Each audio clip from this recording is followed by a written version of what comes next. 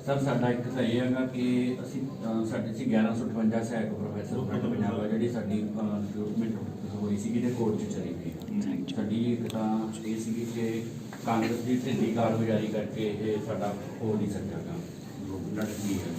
तो जी असीं चाहुंदे कि साडी सरकार है तुसीं कंटिन्यू करो क्योंकि ये बिल्कुल फेयर भर्ती हुई है कोई इस पैसा नहीं चलेगा बिल्कुल इस तरह तो असी भी पिछली कई प्रैक्टिस देखे जिवें हरियाणा च होई आ जां अकालियां ने पहला कीता कि जिहड़ी कोई लटकी हुई चीज़ हुंदी आ नवीं सरकार आके अक्सर उहनूं रद्द कर दिंदी आ तो उहदे विच मतलब जो सरकार दीयां गलतियां हुंदियां वो भुगतनियां कैंडीडेट नूं पैंदियां ने ठीक है असी ये चाहुंदे हां कि तुसीं जे तुहाडी सरकार आउंदी आ साडी इह भर्ती नूं कंप्लीट करवाइए हाँ जी दूसरा साडा ये सी कि पंजाब हरियाणा दे विच 170 के करीब सरकारी कॉलेज आ हिमाचल पंजाब तो छोटा उत्थे 94 आ पंजाब च सिर्फ 47 आ गए तो उन्होंने चों कांग्रेस सरकार ने 7 बंद करते अपने समय तो असीं चाहुंदे हां कि घट्टो घट्ट 100 कॉलेज जां हर एक हल्के च 117 हल्के आ कॉलेज 47 आ 70 हल्के बिना सरकारी कॉलेजां तो आ उत्थे सरकारी कॉलेज खोले जाण ते सरकारी ना कई बार तुहाडे साथी नूं गल कही साडी प्रायोरिटी एजुकेशन आ साडी प्रायोरिटी हैल्थ सैक्टर है ठीक है साडी प्रायोरिटीज़ नहीं है साडियां प्रायोरिटीज़ नहीं है कि कोई होर काम कर साडी प्रायोरिटीज़ ने ताकि खेतर सुधारांगे तां ही साडा जिहड़ा हैगा जिहड़ा टीचा पूरा होंदा दो साडी प्रायोरिटीज़ नहीं है तो इन्हां दे तां 100% काम होਊਗਾ ही होਊਗਾ क्योंकि सर जो ये भर्ती कड्डी है 1158 ते हज़ारां ही मतलब जिहड़े एलीजिबल कैंडीडेट्स ने अप्लाई कीता सीगा तो तुसीं देखो कितनी बेरोजगारी आ 26 साल हो गए 26 सालां बाद यह भर्ती आई सी 96 तो बाद आई 96 तो बाद जी वो भी सिरे नहीं चढ़ी गई बहुत सारे तो की कहते हैं भर्ती हो के इतने रिटायर हो गए कच्चे रिटायर हो रहे हैं कच्चे रिटायर असीं जिन्हां तो पढ़े आ वो रिटायर हो चुके ने कच्चे ही ते कुछ रिटायरमेंट के नेड़े ने साडे च भी कुछ कच्चे रिटायरमेंट के नेड़े ने तो मेन गल भी सर ये सानू यही मंग है तुहाडे तो कि असीं सानू बहुत डर हैगा कि असीं पिछली प्रैक्टिसां तो ये देखिया गा कि नवीं सरकार आके ख्वाहिश कर दिंदी है सिस्टम सर एक होर बहुत इंपॉर्टेंट इशू है ना पोलीटिकल स्पेस ਤੇ ਡਾਇਲੌਗ ਨਹੀਂ ਹੈਗਾ ਇਸ ਗੱਲ ਦਾ ਜਿਵੇਂ ਆਪਾਂ ਆਮ ਆਦਮੀ ਪਾਰਟੀ ਤੁਸੀਂ ਕਹਿ ਰਹੇ ਹੋ ਵੀ ਸਾਡਾ ਐਜੂਕੇਸ਼ਨ ਤੇ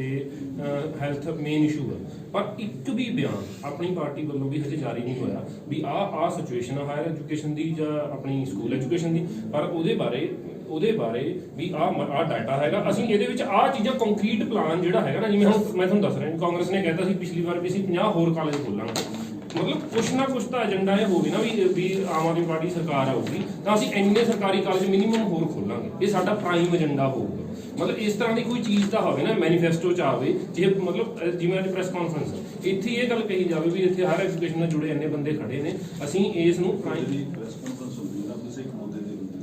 जे कई मुद्दਿਆਂ ਨੂੰ ਕਰਾਂਗੇ ਕੋਈ ਵੀ ਲੱਗਦੀ ਹੈ ਅਖਬਾਰ ਉਹ ਚੱਕ ਲੈ ਸਰ ਪਰ ਇਹ ਗੱਲ ਇਹ ਹੈ ਨਾ ਕਿ ਸਾਡੇ ਹਾਇਰ ਐਜੂਕੇਸ਼ਨ ਦੇ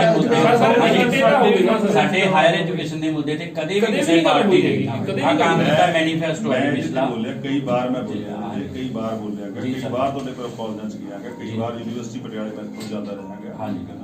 ਕੀ ਹੁੰਦਾ ਕਿ ਅਸੀਂ ਮੈਨੂੰ ਕਹਿਣਾ ਚਾਹੀਦਾ ਕਿ 15-20 ਦਿਨਾਂ ਬਾਅਦ ਜਿਹੜੀ ਪ੍ਰੈਸ ਕਾਨਫਰੰਸ ਦੀ ਉਹਦੇ ਪੁਰਾਣਾ ਡਾਟਾ ਸਾਰੇ ਭੁੱਲ ਜਾਂਦੇ ਨਵਾਂ ਕਹਿੰਦੇ ਨਵਾਂ ਹੋਵੇ ਹਰ ਮੁੱਦੇ ਤੇ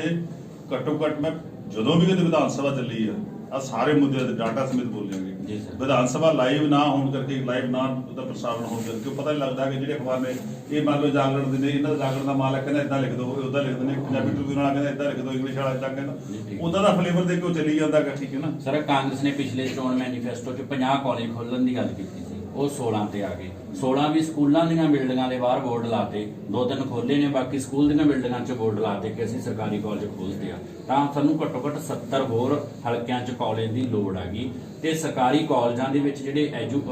ਕੋਰਸ ਚੱਲ ਰਹੇ ਆ ਉਹ ਟ੍ਰੈਡੀਸ਼ਨਲ ਕੋਰਸ ਆ ਜਿਹੜੇ ਨਵੇਂ ਰੁਜ਼ਗਾਰ ਵਾਲੇ ਕੋਰਸ ਉਹ ਪ੍ਰਾਈਵੇਟ ਕਾਲਜਾਂ 'ਚ ਆ ਪ੍ਰਾਈਵੇਟ ਯੂਨੀਵਰਸਿਟੀਆਂ ਦਾ ਸਰਕਾਰਾਂ ਲਗਾਤਾਰ ਉਹਨਾਂ ਨੂੰ ਮਨਜ਼ੂਰੀ ਦਿੰਦੀਆਂ ਰਹਿੰਦੀਆਂ ਪਰ ਸਰਕਾਰੀ ਕਾਲਜਾਂ 'ਚ ਅੱਛੇ ਕੋਰਸ ਨਹੀਂ ਖੋਲ੍ਹੇ ਜਾ ਰਹੇ ਪੋਸਟਾਂ ਲਗਾਤਾਰ ਘਟਾ ਰਹੇ ਆ ਫਰੀਦਕੋਟ ਬਜਿੰਦਰਾ ਕਾਲਜ 'ਚ BSc ਐਗਰੀਕਲਚਰ ਸੀ ਉਹ ਬੰਦ ਕਰ ਦਿੱਤੀ ਆ ਤਾਂ ਹੋਰ ਕਾਲਜ ਬੰਦ ਹੋ ਰਿਹਾ ਸਾਡਾ ਮਤਲਬ ਇਹ ਹੈ ਕਿ ਸਮੁੱਚੀ ਹਾਇਰ ਐਜੂਕੇਸ਼ਨ ਦਾ ਬੁਰਾ ਹਾਲ ਆ ਇਕੱਲੇ 1158 ਭਰਤੀ ਹੋਣ ਨਾਲ ਐਜੂਕੇਸ਼ਨ ਨਹੀਂ ਬਚਣੀ ਹੋਰ ਵੀ ਬਹੁਤ ਕੰਸਰਨ ਆ ਇਹਦੇ ਸਾਡੇ ਇਹਦੇ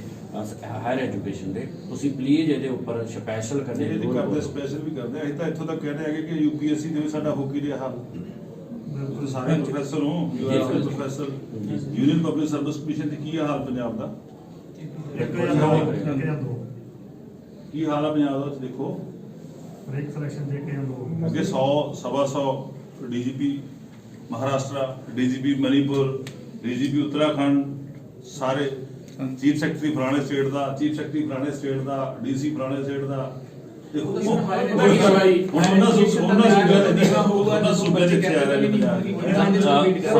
ਸੌਰੀ ਟੂ ਸੇ ਹੁਣ ਪਿਛਲੀ ਕਾਨਫਰੰਸ ਹੋਈ ਆ ਉਹ 'ਚ ਸਾਰਾ ਕਾਸਟ ਬੇਸਡ ਇਸ਼ੂ ਰਿਹਾਗਾ। ਰੋਜ਼ ਅਸੀਂ 70 ਸਾਲ ਹੋ ਗਏ ਕਾਸਟ ਤੇ ਧਰਮ ਦੇ ਉੱਪਰ ਡਿਬੇਟਸ ਹੁੰਦੇ ਨੂੰ, ਵੋਟਾਂ ਦਿੰਦੇ ਨੂੰ। ਪਲੀਜ਼ ਸਾਡੀ ਰਿਕੁਐਸਟ ਆ ਵੀ ਹੈਲਥ ਤੇ ਐਜੂਕੇਸ਼ਨ ਦੇ ਤੁਸੀਂ ਪਹਿਲਾਂ ਚੱਲ ਲੁਧਿਆਣੇ ਵਾਲੀ ਜਿਹੜੀ ਅਸੀਂ ਐਜੂਕੇਸ਼ਨ ਦੇ ਉਹ ਤੋਂ ਸੁਣੀ ਜੋੜੀ ਕਲਾਸ Sir, ਕਰਦੇ ਮੈਂ- ਮੈਂ ਲੇਟੈਸਟ ਉਹੀ ਮੈਂ ਬਾਰ-ਬਾਰ ਕਹਿ ਰਿਹਾ ਨਾ, ਇਹਦੇ 3 ਮਹੀਨੇ ਤੋਂ ਅਸੀਂ ਹਰੇਕ ਮਿਸ਼ਨ ਟੱਚ ਕਰਦੇ ਆ, ਔਰ Yes, sir. ਜਿਹੜੀ ਲੰਘ ਜਾਂਦੀ ਆ ਉਹ ਦੂਜੀ ਆਏ, ਤੀਜੀ ਆਏ ਦਾ ਮਤਲਬ ਭੁੱਲ ਜਾਂਦਾਗਾ। ਐਜੂਕੇਸ਼ਨ ਪਾਲਿਸੀ ਦੇ ਤਾਂ ਬੜਾ ਰਵਿੰਦਰ ਜੀ ਨੇ ਬੜਾ ਅੱਛੇ ਤਰੀਕੇ ਨਾਲ ਲੁਧਿਆਣੇ 'ਚ ਪੂਰਾ ਵਿਜ਼ਨ ਦਿੱਤਾ ਹੈ ਕਿ ਐਜੂਕੇਸ਼ਨ ਪਾਲਿਸੀ ਸਾਡੀ ਕਿਸ ਤਰ੍ਹਾਂ ਦੀ ਹੋਊਗੀ, ਤਾਂ ਕਿ ਅਸੀਂ ਉਸ ਐਜੂਕੇਸ਼ਨ ਪਾਲਿਸੀ ਤੇ ਕੰਮ ਕਰਕੇ ਘੱਟੋ ਘੱਟ ਆਪਣੇ ਬੱਚਿਆਂ ਨੂੰ ਤਾਂ ਅੱਛੀ ਐਜੂਕੇਸ਼ਨ ਦੇਵਾਂਗੇ। ਅੱਛੀ ਐਜੂਕੇਸ਼ਨ ਤਾਂ ਹੋਊਗੀ ਜੇ ਟੀਚਰ ਹੋਣਗੇ। ਸਰ ਪੰਜਾਬ ਤੋਂ ਬਿਨਾਂ ਤਾਂ ਹੋ ਨਹੀਂ ਦਿੰਦਾ